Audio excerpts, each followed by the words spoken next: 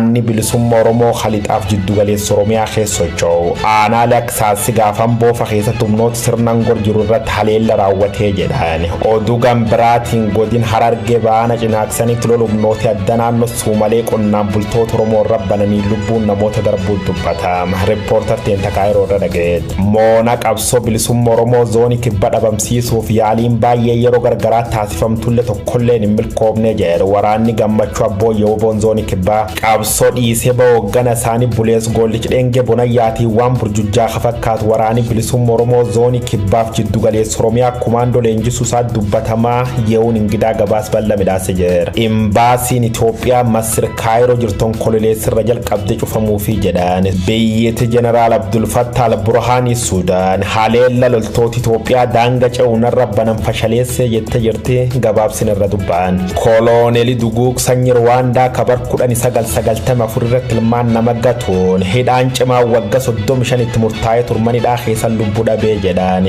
Teenistoo Baagusoora jaarsi gan 80 Hayriyyaa Baqabeenyi raadiyoonii televiziyoona Liibira Dimiila Koliinsaa Feelis Kaabuugaa lotorii du'a fudhachuu warfixi birdeemee jedhu biyyi Paawul Kaagamee Kigaaliitti maluun diraama walfixiinsa hasaati 2004 keessatti xumurame san daawwacheemna fulbaan 27 bara 2021 guyyaa wiixataa guutuun oduu qabnu kunoot.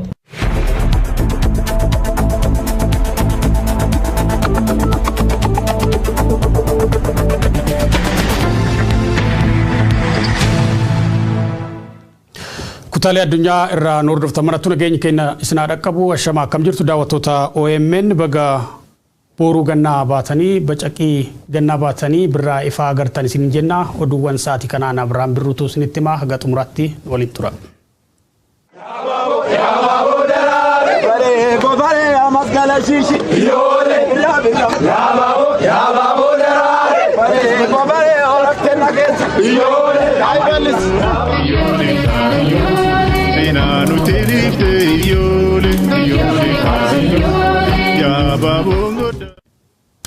Oduu keenya jalqabaatiin mooraa qabsoo bilisummaa Oromoo zoonii kibbaa dadhabsiisuuf yaaliin yeroo garaagaraatti taasifame hin milkoofne fuulduraa fi sin milkaa'u jedhee waraanni bilisummaa Oromoo zoonii kibbaa. Waraanni bilisummaa Oromoo har'aa dhaloota dogoggora seenaa kaleessarraa barateedha. Qaama shira diinota isaan waldii gosoo hin taane ka dursee dammaqee qabsoo sabichaa galmaan ga'u fuulduratti tarkaanfatudha jedhee jira. Waboon zoonii wan kibbaa fi giddugalaa humna haaraa leenjisan bifa addaatiin eebbisuun bobbaasanii jiranii Yihun Ingidaa gabaasa bal'aa qopheessee jira.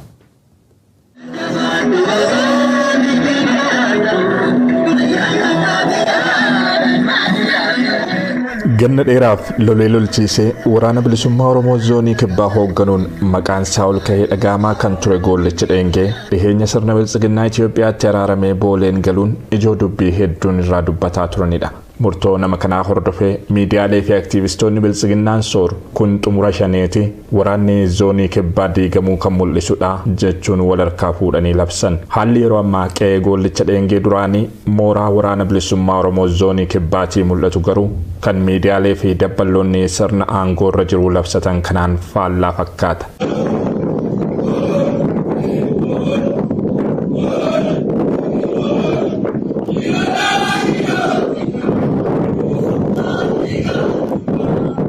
Waraanni bilisummaa Oromoo zoonii kibbaa duraanuu godinaalee Gujii lixaa fi Booranatti lafa bal'oo dhuunfatee jiru shirrii fi cubbuun mooraa qabsoo keenya diiguuf taasifamu hin milkaa'u jechuu irratti argama. Waraanni kun yeroo caccabe diigame jedhamuun sirna aangoo irra jiru labsamaa jiru kanatti humna guddaa leenjisee eebbisee bobbaasuun deeggartoota isaatti hamilee horuuf danda'eera.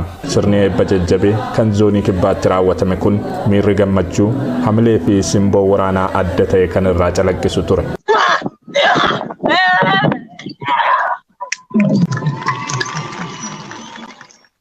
Sirna eebba kanarratti ajajaa waraana bilisummaa Oromoo zoonii kibbaa gammachuu abbooyyee dabalatee keessummoonnii fi hawaasni naannoo hedduun argamaniiru. Ergaawwan bu'aa bahii qabsoon Oromoo keessa lufe yaadachiisan humna haaraa eebbifameefis hamilee ta'an waltajjicharratti darbaniiru.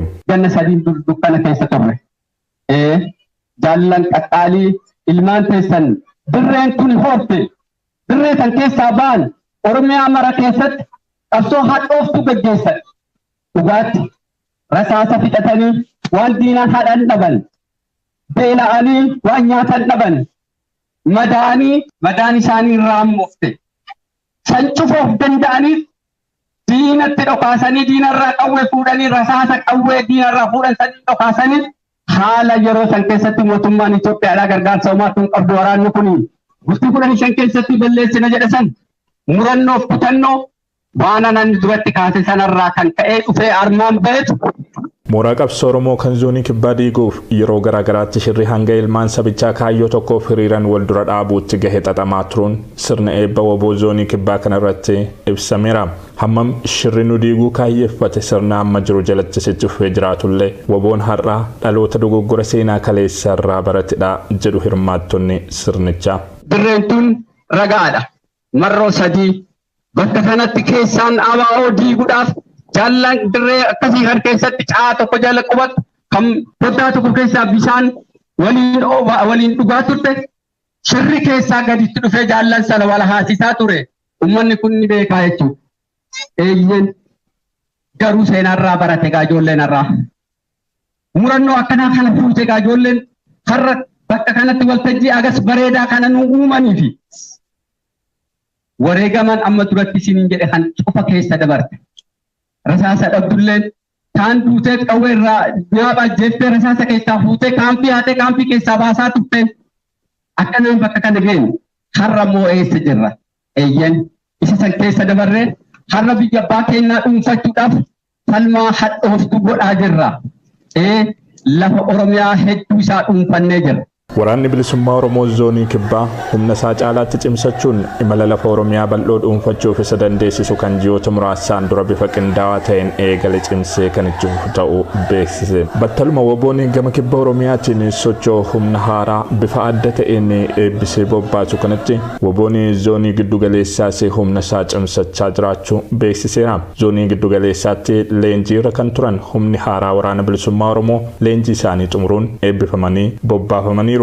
Waraanni zoonii giddugalaa irra jireessaan Salaalee fi Shawaa Lixaa keessa socho'u kun torbanoota muraasaan dura humna haaraa leenjisee bobbaasuunis waan yaadatamudha. Sochiin woboon giddugala Oromiyaatti taasisaa jiru jabaataa dhufuun qabsoo waraanni bilisummaa Oromoo akka waliigalaatti taasisaa jiruuf tarkaanfii murteessaadha. Sirna aangoo irra jiruuf ammoo yaaddoo jabaadha jedhu namoonni sochii waraanichaa xiinxalan.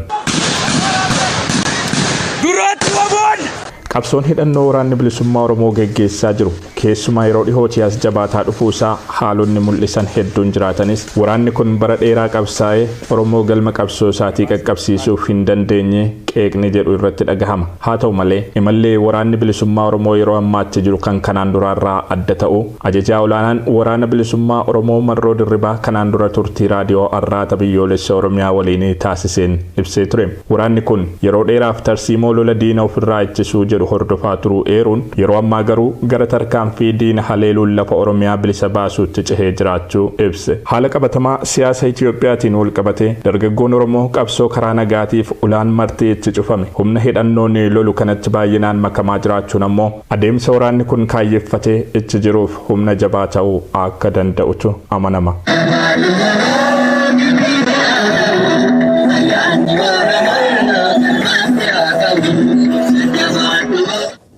Oduu walqabatuun oduu waraanni bilisummaa Oromoo lixaa fi giddugala Oromiyaa keessa socho'u aanaalee Saasiggaa fi Ambootti humnoota sirna aangorra jiru tiksan irratti haleellaa raawwachuu ibseeti jira. Torbaanota darban keessa Wallagga Bahaatti ka argamtu aanaa Saasiggaatti humni furgaatu urjii lolaa ka waraana bilisummaa Oromoo humnoota sirna aangorra jiru tiksan irratti irra deddeebiin haleellaa raawwachuudhaan aanicha to'atee ture. Humnoonni sirna aangorra jiru bobbaafaman aanaa Saasiggaa deebisanii to'achuuf yeroo garaagaraatti yaaliin taasisaa jiran kan hin milkoofne ta'uu kaleessas lola gaggeeffameen waraanni bilisummaa Oromoo humna mootummaa irratti haleellaa jabaa raawwachuu ibsu maddi odeeffannoo keenya. Qeerroon aanichaas bifa garaagaraatti sochii waraana bilisummaa Oromoo naannichaatti taasisuu tumsaa jiraachuu himan. Giddugala Oromiyaa aanaa Amboottis kaleessa waraana bilisummaa Oromoo fi humna sirna aangorra jiru bobbaasu gidduutti loli gaggeeffamu odeeffannoon arganne ni mul'isa. Lola ganda kaarraa iddoo addaa Shammaa jedhamtutti gaggeeffame kanaan humnoota sirna aangorra jiru bobbaaserraa 20 ajjeefamuu ibsamee jira. Qawwee AKM jedhaman 15 waraana bilisummaa Oromoo booji'uu isaa maddi odeeffannoo amanamoon OMN argatee ni mul'isa.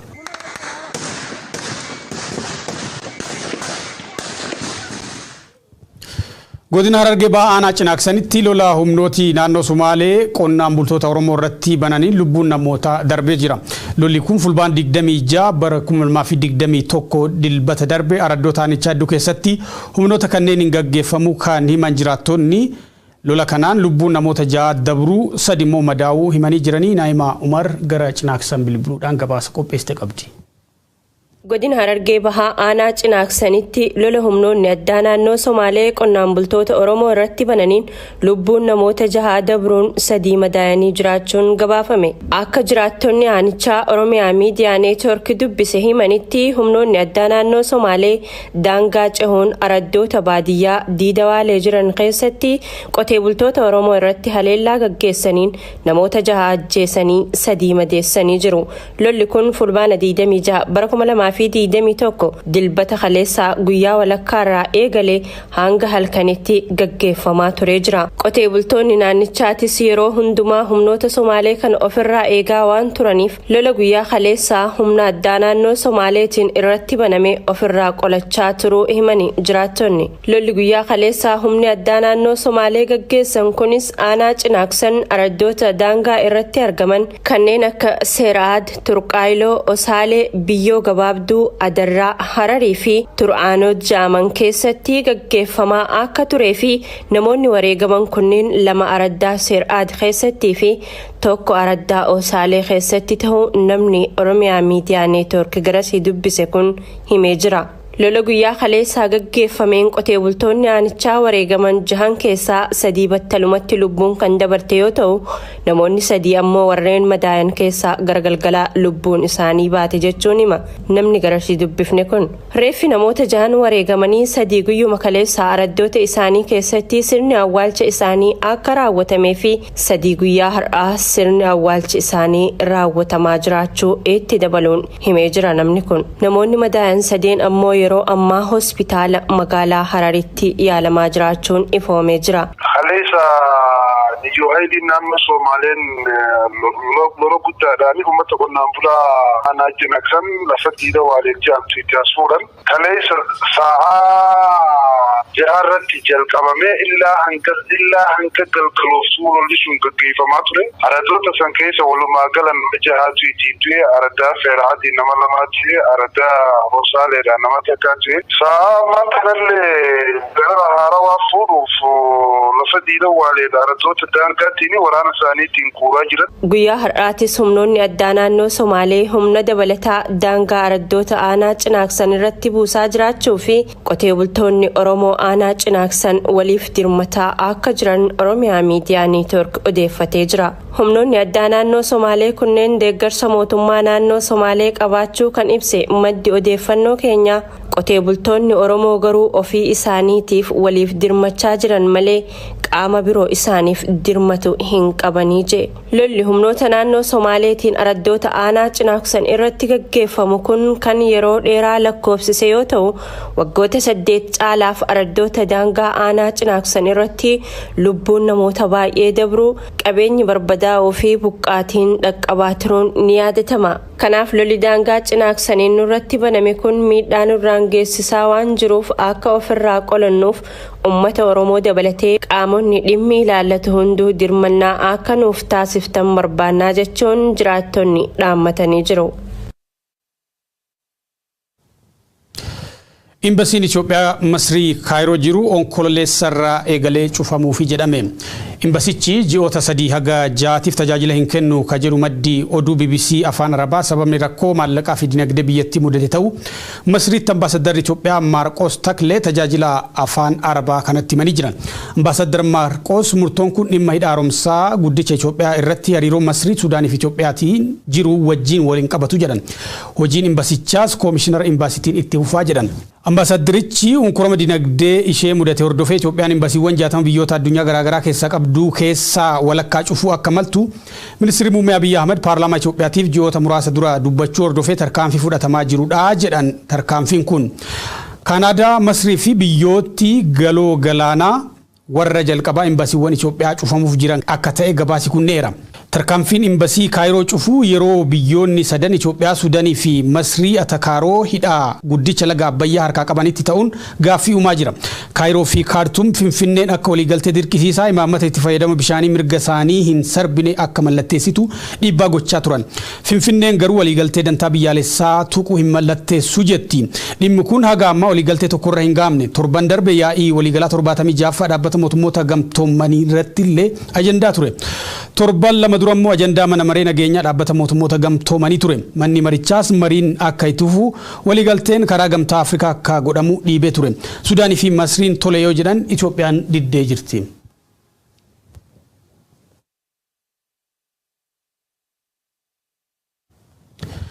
Aggaammi haleellaa Itoophiyaan isheerratti taasiftee fashaleessuu Sudaan beeksiftee jirti. Tibbana karaa Sudaan bahaatiin Itoophiyaan daangaa ceetee yaalii haleellaa narratti taasistee jechuun Sudaan himatte. Ibsi waraanaa qondaalota mootummaa Sudaan olaanoo kun akka jedhutti humnoota Itoophiyaa yaalii haleellaa bakka Umma Barakit jedhamutti taasisan booda rukutamanii of duubatti deebi'anii jiru jedha. Maddi oduu Reuters pireezidantii mana marii birmadummaa Sudaan kan ta'an Jeneraal Alburhaan tuquun akka gabaasetti Itoophiyaan yeroo Sudaan rakkoo keessa jirtu kanatti yaalii haleellaa waraanaa kana nurratti taasistee jechuun Itoophiyaa irratti himannaa jabaa dhiyeessan.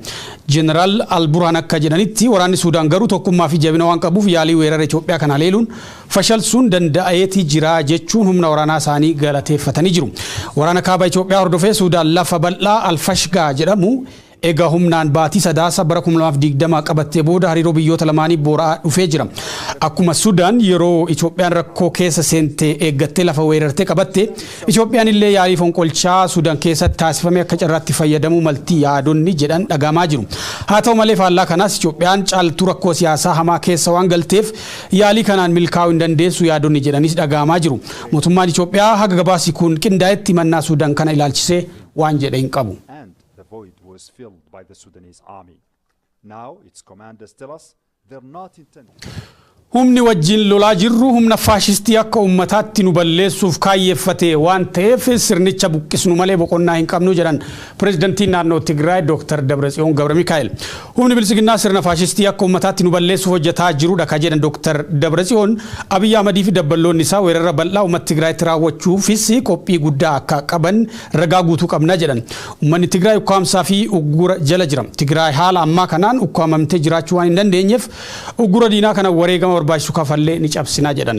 Baatii fulbaanaa kana boodas lafa Tigraay ka ta'e lixa Tigraay ka beebsaa seeraatiin humnoota finxaaleeyyii Amaaraatiif kennuuf sirni bilisiginnaa qophii taasisaa jiraachuu himanii jiru. Wareegama keenyaan diinota keenya cabsinee barbadeessina kan jedhan qondaalli kun sirni Abiyyi Ahmadiin durfamu faashistiidha jedhan. Humna faashistii kana immoo irree keenyaan barbadeessuu yookiin caccabsuudhaan kan dirqamee jaarsummaa fudhatu goonaa jechuun dhaadatan. Waraanni bilisiginnaa meeshaa waraanaa kamiyyuu fayyadamuun bu'aa tokko hin qabu. Waan isaan yaalan hundaa deebisnee haleeluu dandeenya ka jedhan bulchaan Tigraay waraana uummataa kana yeroo gahaa keessatti xumuruuf hojjetaa akka jiranis ifa godhanii jiru. Yeroo ammaa waraanni keenya dandeettii loltummaa fi hidhannoo olaanaa qaba. Ergamni keenya humna keenya qindeessinee nagaa fi tasgabbii uummata Tigraay mirkaneessuudha. Ergama kana xumurra malee boqonnaa hin qabnu jedhan. Ameerikaa dabalatee mootummootii fi dhaabbileen idil addunyaa waamicha karaa nagaa taasisaa jiraachuu kan yaadachiisan pireezidantichi sirni faashistii Abiyyi Ahmad garuu yaada kana diduudhaan humnaan dubbii furuu barbaada waan ta'eef karaa hundaanuu keessummeessuuf qophii jabaa qabnaa jedhanii jiran. Yoshee darii yaa baaboo darii. Yoshee darii yaa baaboo darii.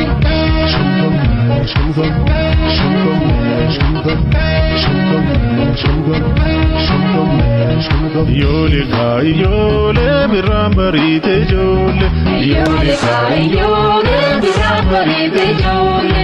Yoole kaayi yoole biraan bariite joole.